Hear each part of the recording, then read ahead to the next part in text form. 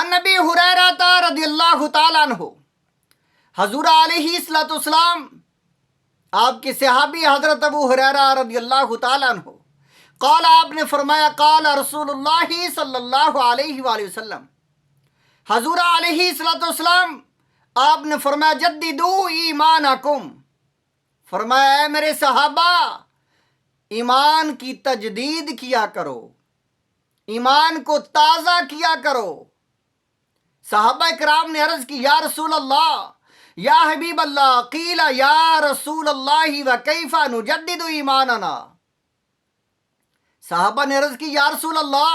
ہم اپنے ایمان کی تجدید کیسے کیا کریں، کس طرح ایمان کی تجدید کریں؟ تو حضور علیہ الصلوۃ والسلام آپ نے قالا فرمایا اکثروا من قول لا الہ الا اللہ،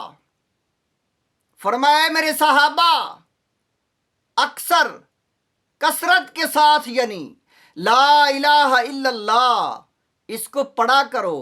اس کی تسبیح کیا کرو لا الہ الا اللہ کی۔ یہ لا الہ الا اللہ جملہ اتنا بڑا ہے، اتنا بڑا ہے، حضرت موسیٰ علیہ السلام آپ نے عرض کی یا رب العالمین مجھے کوئی خاص وظیفہ، خاص ذکر مجھے بتاؤ۔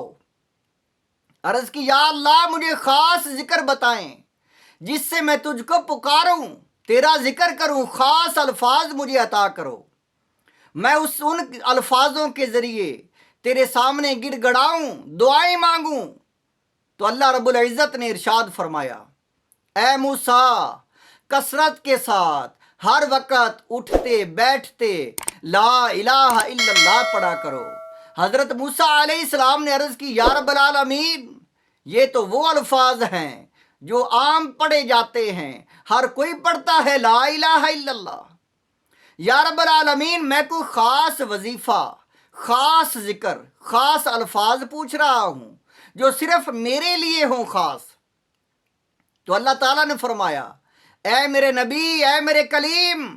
اے موسیٰ یہ اتنے خاص ہیں، یہ الفاظ لا الہ الا اللہ اتنے خاص الفاظ ہیں، اتنے خاص ہیں کہ ساری دنیا،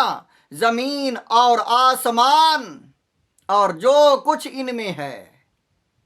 زمین اور آسمان،